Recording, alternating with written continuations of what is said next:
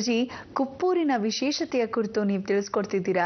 ಈ ಒಂದು ಕಲಿಯುಗದಲ್ಲೂ ಕೂಡ ಕುಪ್ಪೂರು ಎಷ್ಟೊಂದು ಪವಾಡಗಳನ್ನ ನಡೆಸ್ತಾ ಇದ್ದಾರೆ, ನಮ್ಮ ಮರುಳ ಸಿದ್ದೇಶ್ವರು ಅಲ್ಲಿ ನೆಲೆಸಿದ್ದಾರೆ ಅಂತ ಕೂಡ ತಿಳಿಸ್ಕೊಡ್ತಾ ಇದ್ರಿ ಹಿಂದಿನ ದಿನಗಳಲ್ಲಿ. ಇವತ್ತೇನು ಹೇಳ್ತಾ ಇದ್ದೀರಾ? ವೀಕ್ಷಕರೇ, ಬಹಳ ಸಂತೋಷ. ಇವತ್ತಿನ ದಿವಸಕ್ಕೆ ನಾವು ನೀವೆಲ್ಲ ಭಗವಂತನ ಕೃಪಾಕಟಾಕ್ಷ ಬೇಕು ನೋಡಿ. ಮೊದಲಾಗಿ ಪಾಪ ಶ್ರೀಮನ್ನಾರಾಯಣ, ಈಗ ಪರಮೇಶ್ವರ, ಎಲ್ಲ ಒಂದೇ ಅನ್ನೋ ಭಾವನೆ ನಮ್ಮ ಬ್ರಹ್ಮಾಂಡದಲ್ಲಿ.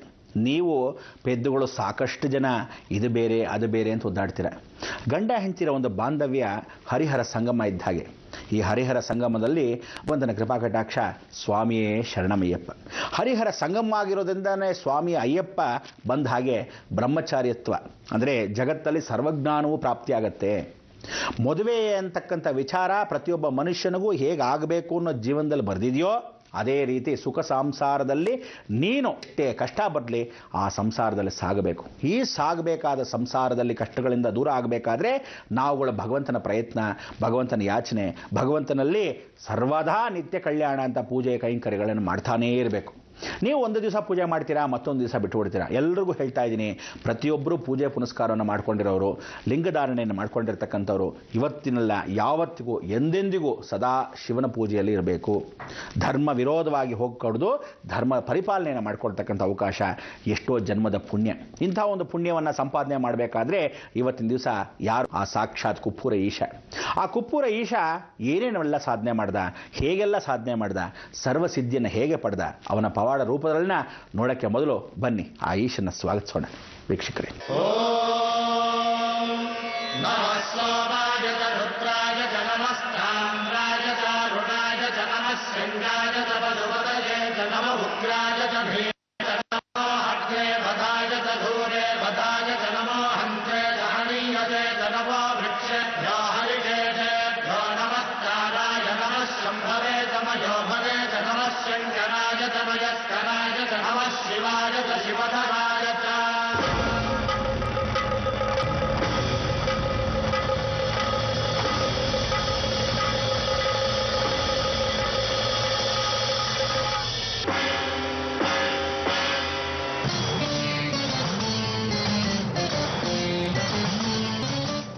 ಏನಾನಂದ, ಏನಾನಂದ, ಪರಮಾನಂದ.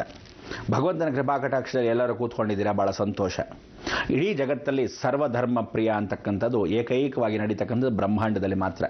ಇವತ್ತಿನ ದಿವಸ ನಾವು ಎಷ್ಟೋ ಜನಕ್ಕೆ ಕ್ರಿಶ್ಚಿಯನ್ರ ವಿಷಯ ತಿಳಿಸ್ಬೇಕಾದ್ರೆ ಮೇರೀಸ್ ಫೀಸ್ಟ್ ಅಂತ ತೋರಿಸಿದ್ದೀವಿ. ಇವತ್ತಿನ ದಿವಸ ಮುಸಲ್ಮಾನರದು ಅಂತ ರಂಜಾನ್ ತೋರಿಸಿದ್ದೀವಿ.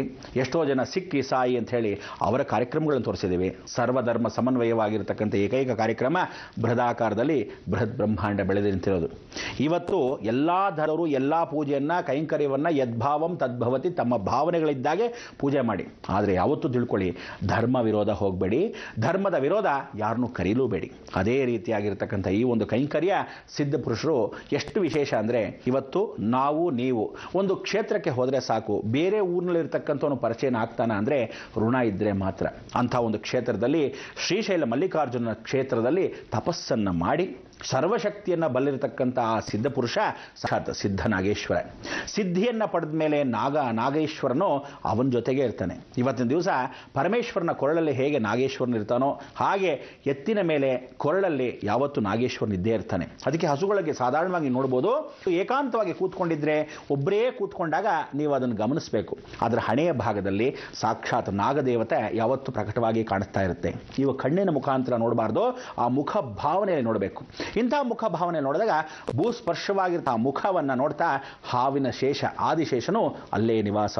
ಅದಕ್ಕೆ ಕೊರಳಲ್ಲಿ ಈಶ್ವರನಿಗಿದ್ದ ಹಾಗೆ ನಂದೀಶ್ವರನಿಗೂ ನಾಗಸಿದ್ದೇಶ, ಅದಕ್ಕೆ ಸಿದ್ಧಿ ನಾಗೇಶನೂ ಆಗ್ತಾನೆ, ನಾಗಸಿದ್ದೇಶನೂ ಆಗ್ತಾನೆ. ಇಂಥ ಒಂದು ಮಹಾಕ್ಷೇತ್ರ ಇವತ್ತಿನ ದಿವಸ ತಮಿಳುನಾಡಲ್ಲೂ ಇದೆ. ಯಾಕೆಂದರೆ ಅಲ್ಲಿ ಪಶ್ಚಿಮಾಭಿಮುಖವಾಗಿ ಕೂತಿರ್ತಕ್ಕಂಥ ಈ ಸಿದ್ದೇಶ್ವರರು ಈ ಶ್ರೀಶೈಲ ಮಲ್ಲಿಕಾರ್ಜುನ ಪೂಜೆಯನ್ನು ಮಾಡ್ತಾ ಮಾಡ್ತಾ ಮಾಡ್ತಾ ಒಂದು ಹಾವು ತನ್ನ ಕೊರಳಿಗೆ ಸೇರ್ಕೊಂತಹ ಬಂತು. ಆ ತಪಸ್ಸಲ್ಲಿ ಹುತ್ತ ಬೆಳೆದೇ ಇದ್ದರೂ ಸಹ ತನ್ನ ಜ್ಞಾನದಲ್ಲಿ ತಾನು ಚಕ್ಷಸ್ಸು ಮುಖಾಂತರವಾಗಿ ಹಾವಿನ ಮುಖಾಂತರವಾಗಿ ನೋಡಿದ್ದ ದರ್ಶನ ಏನು ಅಂದರೆ ಭಗವಂತನ ಅನುಗ್ರಹ. ಇಂಥ ಒಂದು ಅನುಗ್ರಹ ಪಡಿತಾ ಇದ್ದಾಗ ಕಣ್ಣಿನ ನೇತ್ರದಲ್ಲಿ ಆ ಹಾವು ದರ್ಶನ ಭಗವಂತನ ಸಮೇತ ಈ ಹೊರಳಲ್ಲಿ ಕೂತ್ಕೊಂತು. ಆಗ ಅದನ್ನು ಕಂಡು ಆ ಬಿದಿರೆ ಮಠದ ಸ್ವಾಮಿಗಳು ಸಾಷ್ಟಾಂಗ ಅವರ ಗುರುಗಳಾದರೂ ಸಹ ದರ್ಶನವನ್ನು ಮಾಡಿ ನಮಸ್ಕರಿಸಿದರು. ನಮಸ್ಕಾರ ಮಾಡಿದ್ದು ಸಿದ್ದೇಶ್ವರು ನೋಡಿಲ್ಲ, ಆದರೂ ಸಹ ತನ್ನ ಜ್ಞಾನದಲ್ಲಿ ತಾನು ತಲ್ಲೀನರಾಗಿದ್ದರು. ಯಾರು ಪ್ರಕಟವಾದರು? ಸಾಕ್ಷಾತ್ ಬ್ರಹ್ಮರಾಂಬಿಕಾ, ಶ್ರೀಶೈಲ ಮಲ್ಲಿಕಾರ್ಜುನ ಇಬ್ಬರೂ ಪ್ರಕಟವಾಗಿ ಅನ್ನದಾನ ಪ್ರಭು ಅಂತ ಹೇಳಿ, ಅನ್ನದಾನ ದಾಸೋಹಗಳು ಎಲ್ಲೆಲ್ಲಿ ನಡೆಯುತ್ತೋ, ನೀನು ಎಲ್ಲಿ ನೆಲೆಸ್ತೀಯೋ ಅಲ್ಲಿ ಸರ್ವದಾ ನಿತ್ಯ ಕಲ್ಯಾಣ, ಅನ್ನ ದಾಸೋಹ ನಡೆಯಲಿ ಅಂತ. ನಿತ್ಯ ಕಲ್ಯಾಣ ಅಂದ್ರೆ ಏನು ಅಂತ, ಎಲ್ಲೆಲ್ಲಿ ದಾರಿದ್ರೆ ಇರ್ತೋ, ಯಾರಿಗೂ ಒಂದು ಉಪ್ಪತ್ತು ಊಟ ಇಲ್ವಾ, ನೀನು ಹೋದರೆ ಸಾಕು ಫಸ್ಟ್ ಕ್ಲಾಸ್ ಆಗಿ ಒಳ್ಳೆ ಊಟಗಳನ್ನು ಅವ್ರಿಗೆ ಹಾಕುತ್ತೆ, ಅನ್ನದಾನ ನಡೆಯುತ್ತೆ. ಆ ಊರಿಗೆ ಹೋಗ್ತೀಯಾ, ಮರಳು ಭೂಮಿ, ನೀನು ಕಾಲಿಟ್ಟಲ್ಲೆಲ್ಲ ಫಸ್ಟ್ ಕ್ಲಾಸ್ ಹೂಗಳು ಬರುತ್ತೆ, ಹಣ್ಣು ಹಂಪಲಗಳು ಬರುತ್ತೆ, ತರಕಾರಿಗಳು ಬರುತ್ತೆ. ಅಂದರೆ ಆ ಊರು ಅಭಿವೃದ್ಧಿ ಆಗುತ್ತೆ ಅಂತ. ಇದು ನಿಜವಾದ ಸತ್ಯ. ಅದಕ್ಕೆ ಸಿದ್ಧರು ಎಲ್ಲಿ ನಡ್ಕೊತಾರೋ, ಸಿದ್ಧ ಪುರುಷರು ಎಲ್ಲೆಲ್ಲಿ ನಡೆದಾಡ್ತಾರೋ ಆ ಕ್ಷೇತ್ರವೆಲ್ಲ ಅಭಿವೃದ್ಧಿ ಕ್ಷೇತ್ರ ಆಗುತ್ತೆ. ತಲಕಾಡು ಯಾವ ಕಾಲಕ್ಕೂ ಮರಳಿನ ನಾಡಿದ್ದ ಹಾಗಿದ್ದಾಗ ಎಂಥ ಒಂದು ಕ್ಷೇತ್ರ ಆಯಿತು ಇವತ್ತಿನ ದಿವಸ. ಅದೇ ರೀತಿ ಆ ಕಾಲಕ್ಕೆ ನೀವು ಸರಿಯಾಗಬೇಕು. ಶ್ರೀಶೈಲ ಮಲ್ಲಿಕಾರ್ಜುನ ಪಾತಾಳದಲ್ಲಿ ಅಡಗಿತ್ತು. ಇಡೀ ಬೆಟ್ಟಗಳ ಸಮೂಹದಲ್ಲಿ ನಾಗದೇವತೆಗಳೇ ಆವರಣೆ ಆಗಿತ್ತು. ಮಧ್ಯದಲ್ಲಿರ್ತಕ್ಕಂಥ ಬಿಂದುವಲ್ಲಿ ಜಗನ್ಮಾತೆಯ ಆ ಒಂದು ಹೃದಯ ಬಡಿತವಾಗಿರ್ತಕ್ಕಂಥ ಒಂದು ಪಾತ್ರ, ಅಂದರೆ ಅವಳಲ್ಲಿರ್ತಕ್ಕಂಥ ಒಂದು ಅಂಗ ಅಲ್ಲಿ ಬಿದ್ದಿತ್ತು. ಆ ಕಪಾಲ ಪಾತ್ರೆಯಲ್ಲಿ ಬಿದ್ದಿರತಕ್ಕಂಥ ವಿಚಾರ ಇವರು ಹೋಗಿ ದರ್ಶನವನ್ನು ಮಾಡಿ ಜಗನ್ಮಾತೆಗೆ ಅಬ್ಬಾ ಶಕ್ತಿಪೀಠವೂ ಇಲ್ಲಿದೆ ಅಂತ ಹೇಳಿದಾಗ ಭ್ರಮರಾಂಬಿಕಾ ಸಮೇತ ಮಲ್ಲಿಕಾರ್ಜುನ ದರ್ಶನವನ್ನು ಹೊರಟು. ಸರಿ, ಇದಾಯಿತು, ಭಾಳ ಸಂತೋಷ. ಅಲ್ಲಿಂದ ಹೊರಡಬೇಕು ಅಂತ ಸಿದ್ಧರಾದರು. ಹೊರಡೋಕ್ಕೆ ಮೊದಲು ಅವರೇನು ಹೇಳಿ, ಚಿಂತಾಮಣಿ ನರಸಿಂಹನ ಮೊದಲೇ ನಾನು ನರಸಿಂಹಸ್ವಾಮಿ ನಮಸ್ಕಾರ ಮಾಡ್ಕೊಂಡಿದ್ದೀನಿ. ಇಲ್ಲಿ ಚಿಂತಾಮಣಿ ಗಣಪತಿ ಅಂತ ಸ್ಮರಣೆ ಮಾಡ್ಕೊಳ್ಳೋಣ. ಯಾಕೆಂದರೆ ನಿರ್ವಿಘ್ನಂ ಕುರುಮೇ ದೇವ ಅಂತ ಇಲ್ಲಿ ಗಣಪತಿಯಲ್ಲಿ ತಾವು ನರಸಿಂಹವನ್ನು ಕಾಣಬಹುದು.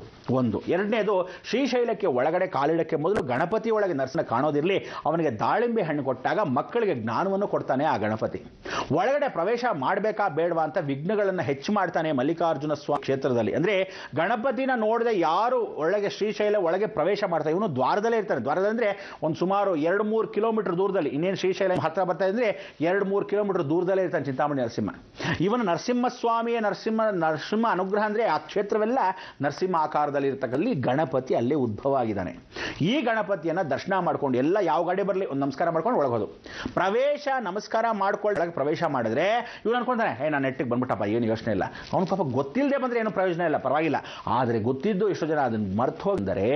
ಶ್ರೀಶೈಲಕ್ಕೆ ಹೋಗಕ್ಕೆ ಮೊದಲು ಅವನಿಗೆ ಎಷ್ಟು ಅಡಚಣೆಗಳು ಅಂದರೆ, ಒಂದು ರೂಮ್ ಸಿಗಲ್ಲ.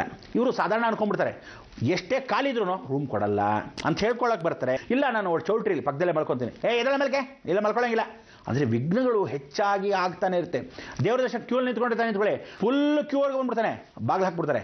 ನೀವು ಹಿಂಗಿಂದ ಹೋಗಿ ಆ ಕಡೆಯಿಂದ ದರ್ಶನ ಮಾಡ್ಕೊಂಡು ನಿಂತಾರೆ, ಆ ಕಡೆ ಹೋಗಿ ಗೇಟ್ ಮುಟ್ಸ್ಬಿಡ್ತಾರೆ. ಪಾಪ ಲೈನಲ್ಲಿ ಬಂದಿರ್ತಾನಲ್ಲ, ತಿರುಗಿ ವಾಪಸ್ ಹೋಗಬೇಕು. ಅಂದರೆ ವಿಘ್ನಗಳೇ ಹೆಚ್ಚಾಗ್ತಾರೆ, ಅವಕಾಶಗಳನ್ನು ಜಾಸ್ತಿ ಕಲ್ಪಿಸ್ತಾನೆ. ಅದೇ ಗಣಪತಿ ದರ್ಶನ ಮಾಡ್ಕೊಂಬಂದ್ರೆ ನಿಮಗೆ ಗೊತ್ತೇ ಇರೋ ನೇಟಿಗೆ ಹೋಗಿ ಶ್ರೀಶೈಲ ಮಲ್ಲಿಕಾರ್ಜುನ ಬ್ರಹ್ಮರಾಂಬಿಕಾ ದರ್ಶನ ಎರಡೂ ಆಗಿ ಫಸ್ಟ್ ಕ್ಲಾಸಾಗಿ ಆಚೆ ಬರ್ತೀರ. ಇಲ್ಲಿ ದಕ್ಷಿಣಾಮೂರ್ತಿ ಬಹಳ ಶ್ರೇಷ್ಠತೆ. ಗಂಗೆ ಉದ್ಭವ ಆಗ್ತಾನೆ ಇರ್ತಾಳೆ ಅನ್ನೋ ಥರ ಇಲ್ಲಿ ನೀರು ಉಕ್ತಾ ಇರುತ್ತೆ. ಇಲ್ಲಿ ದಕ್ಷಿಣಾಮೂರ್ತಿ ದರ್ಶನವನ್ನು ಯಾರು ಮಾಡ್ತಾರೆ? ಶ್ರೇಷ್ಠವಾಗಿರ್ತಕ್ಕಂಥ ಬ್ರಹ್ಮರಾಂಬಿಕಾ. ಅವಳು ಎತ್ತರ ಸ್ಥಾನದಲ್ಲಿ ಕೂತಿದ್ದಾಳೆ. ಎಲ್ಲರೂ ಏನು ಮಾಡ್ತಾರೆ ಗೊತ್ತಾ, ಗರ್ಭಗುಡಿ ದೇವಸ್ಥಾನದಲ್ಲಿ ಹೋಗ್ತಾರೆ, ಪ್ರವೇಶ ಮಾಡ್ಕೊಂಡು ನಮಸ್ಕಾರ ಮಾಡಿ ಪ್ರದಕ್ಷಿಣೆ ಮಾಡ್ಕೊಂಡು ಬಂದ್ಬಿಡ್ತಾರೆ. ಅದರಲ್ಲಿ ಒಂದು ಎತ್ತು ನಂದೀಶ್ವರನ ಹಾಗೆ ತಾನೇ ಅಲ್ಲಿ ನಿಂತಿರ್ತಾನೆ. ಪ್ರತಿ ದಿನಗಿಂತನೂ ಸೋಮವಾರ ಗುರುವಾರ ಎಲ್ಲರೂ ಅದನ್ನು ಸರಿಯಾಗಿ ಗಮನಿಸಬೇಕು. ಸಾಯಂಕಾಲ ಬೆಳಗ್ಗೆ ಹೊತ್ತು ಯಾರು ರಥೋತ್ಸವಕ್ಕೆ ಪಾಲ್ಗೊಳ್ತಾರೋ, ಯಾರು ಅಭಿಷೇಕಕ್ಕೆ ದರ್ಶನ ಮಾಡ್ತಾರೋ, ಯಾರು ಸಾಯಂಕಾಲದ ದೀಪೋತ್ಸವಕ್ಕೆ ಪಾಲ್ಗೊಳ್ತಾರೋ, ಪ್ರತಿದಿನ ಆರತಿ ಇರುತ್ತೆ, ದೀಪೋತ್ಸವ ಇರುತ್ತೆ. ಆ ಪಾಲ್ಗೊಳ್ಳೋ ಸಮಯಕ್ಕೆ ನೀವು ಅಲ್ಲಿ ನಂದೀಶ್ವರ ನೋಡಿ ನೆಟ್ಟಿಗೆ ಹಾಗೆ ಬಂದ್ಬಿಟ್ರೆ ಈ ಸಿದ್ದೇಶ್ವರನೇ ಮರಳ ಸಿದ್ದೇಶ ಅಲ್ಲಿ ನಿಂತಿರ್ತಾನೆ. ಇದರ ಕೆಳಗೆ ಏನು ಮಾಡ್ತಾರೆ ಅಂದರೆ, ಎರಡೂ ಕಾಲಿನ ಮಧ್ಯದಲ್ಲಿ ಅವನ ಹೊಟ್ಟೆ ಭಾಗದಲ್ಲಿ ಆ ನಂದೀಶ್ವರನ ಎತ್ತು ಬಹಳ ಚೆನ್ನಾಗಿರುತ್ತೆ. ಇಲ್ಲಿ ನೋಡ್ಬೇಕು ನೀವು, ಒಂದೊಂದು ಹಲ್ವಾ ಇದ್ದಾಗಿರುತ್ತೆ. ಆ ಎತ್ತುಗಳು ಫಸ್ಟ್ ಕ್ಲಾಸ್ ಹಲ್ವಾ ಇದ್ದಂಗಿರುತ್ತೆ. ಗೂಳಿಗಳು ಅಷ್ಟೇ ಅಲ್ಲ, ಹಲ್ವಾ ಇದ್ದಂಗೆ. ನೋಡಿದ್ರೆ ಹಿಂಗೆ ಮುಟ್ಟಿದ್ರೆ ಜಾಣ್ ಮರಿ ಎಷ್ಟು ಚೆನ್ನಾಗಿದೆ, ಮುಟ್ಟಾಗಿರುತ್ತೆ, ಮೆತ್ತಗಿರುತ್ತೆ. ನಿಜವಾಗ್ಲೂ ಬೇರೆ ಹಸುಗಳನ್ನ ಬೇರೆ ಊರಿನಲ್ಲೂ ಇಲ್ಲಿಗೂ ನೀವು ಅಕಸ್ಮಾತ್ ರಿಸೆಂಬಲ್ಸ್ ಎರಡು ಪಕ್ಕದಲ್ಲಿ ನಿಲ್ಲಿಸಿ ನೋಡಿ, ಇದರಷ್ಟು ಕಳೆ ಎಲ್ಲೂ ಇರಲ್ಲ. ಶ್ರೀಶೈಲದಲ್ಲಿ ಇವತ್ತಿನ ದಿವಸನೂ ನರಸಿಂಹಸ್ವಾಮಿ ಅಹೋಬೆಲ ದೇವಸ್ಥಾನದಲ್ಲೂ ಈ ಎರಡೂ ಕ್ಷೇತ್ರಗಳು ಭಾಳ ಹತ್ತಿರದಲ್ಲಿರೋದ್ರಿಂದ ನರಸಿಂಹಗೂ ಶ್ರೀಶೈಲ ಮಲ್ಲಿಕಾರ್ಜುನಿಗೂ ಇರತಕ್ಕಂಥ ನೆಂಟಸ್ಥನ ಆ ದೊಡ್ಡ ಕಥೆಯನ್ನು ಹೇಳ್ತೀನಿ. ಅದಾದ ಮೇಲೆ ತದನಂತರ ಪರಿಪೂರ್ಣವಾಗಿ ನಿಮಗೆ ಅರ್ಥವಾಗ್ತಕ್ಕಂಥ ಅವಕಾಶ. ಇಲ್ಲಿ ಆ ನಂದೀಶ್ವರನ ಇರ್ತಕ್ಕಂಥದ್ದು ಯಾವುದೇ ಒಂದು ಹಸುಗಳಿಗೆ ಕಣ್ಣು ಕಪ್ಪು ಹಾಕ್ದಂಗೆ, ಇವ್ರುಗಳು ಯಾರನ್ನು ಕರ್ಕೊಂಬರ್ತಕ್ಕಂಥವ್ರು ದೇವಸ್ಥಾನದಲ್ಲಿ ಕರ್ಕೊಂಬರ್ತಾರೆ, ಅಲ್ಲೊಂದು ಹಸು ಸಾಕೆ ಅಥವಾ ಎತ್ತನ್ನು ಸಾಕಿದ್ದಾರೆ, ಇದೆಲ್ಲ ಸುಳ್ಳು. ಅದಾಗದೇ ಬರುತ್ತೆ ಮಂಗಳಾರತಿ ಸಮಯಕ್ಕೆ. ಎಲ್ಲಿಂದ ಬರುತ್ತೆ, ಹೇಗೆ ಬರುತ್ತೆ ಗೊತ್ತಿಲ್ಲ. ಆಮೇಲೆ ಕರೆಕ್ಟಾಗಿ ಅವನು ಏನು ಮಾಡ್ತಾನೆ, ಎಲ್ಲೋ ಓಡಾಡ್ತಾ ಇರೋದನ್ನ ಮಧ್ಯೆ ಕರ್ಕೊಂಬಂದು ಅಲ್ಲಿರ್ತಕ್ಕಂಥವನು ಯಾರೋ ಒಂದು ಸ್ಟಾಫ್ ಆಗಿಫೋ ಅಲ್ಲಿ ತಂದು ನಿಲ್ಲಿಸ್ತಾನೆ ಅಷ್ಟೇ ಹೊರತು ಅವರು ಸಾಕೊಂಡದಲ್ವಾ ಅಥವಾ ದೇವಸ್ಥಾನಗಳು ಕರ್ಕೊಂಬರೋದಲ್ಲ. ಇದು ಬರೋವಾಗ ಯಾರು ಅಡ್ಡಿ ನಿಲ್ಲಿಸಲ್ಲ, ಯಾರು ಅಡ್ಡಿ ತಡೆಯಲ್ಲ, ನೇರವಾಗಿ ಬರುತ್ತೆ, ಭ್ರಮರಾಂಬಿಕೆ ದರ್ಶನ ಮಾಡುತ್ತೆ. ಶ್ರೀಶೈಲ ಮಲ್ಲಿಕಾರ್ಜುನಿಗೆ ಪ್ರದಕ್ಷಿಣೆ ಹಾಕತ್ತೆ, ಹೊರಗಡೆಯಿಂದ ತಲೆ ಬಾಗಿ ಒಂದು ಮೊಣಕಾಲನ್ನ ಕೆಳಗೆ ಹಾಕಿ ನೀವು ನೋಡ್ಬೋದು, ಆ ದರ್ಶನವನ್ನು ಮಾಡ್ತಾ ನಮಸ್ಕರಿಸ್ತಾನೆ. ಇವನೇ ಮರಳಸಿದ್ದೇಶ. ಅಂಥ ಮರಳಸಿದ್ದೇಶ ಇವತ್ತು ಆಂಧ್ರದಿಂದ ಕರ್ನಾಟಕಕ್ಕೆ ಬಂದು ತಾನು ಜೀವಂತ ಗದ್ದಿಗೆಯಲ್ಲಿ ಕೂತಿದ್ದಾನೆ ಅಂದರೆ ನಿಜಕ್ಕೂ ಕುಪ್ಪೂರ ಈಶಾ ಮರಳ ಸಿದ್ದೇಶ. ಅದಾದ ಮೇಲೆ ಏನು ಮಾಡ್ತಾನೆ ಎತ್ತ ಅನ್ನೋದು ತಾವು ದಿನನಿತ್ಯ ಕಾದರೇದೇನೆ ಅರ್ಥವಾಗೋದು. ಅಂಥ ಒಂದು ಜೀವನ. ಅದ್ರ ಕೆಳಗೆ ನಾವು ಯಾಕೆ ಪ್ರವೇಶ ಮಾಡಬೇಕು? ಎಷ್ಟು ಜನ ಪ್ರವೇಶ ಮಾಡಿ ಈ ಕಡೆಯಿಂದ ಆ ಕಡೆ ಹೋಗಬೇಕು? ಯಾವ ಕಡೆಯಿಂದ ಯಾವ ಕಡೆ ಹೋಗಬೇಕು? ಯಾರಿಗೆ ಹೋಗಬೇಕು?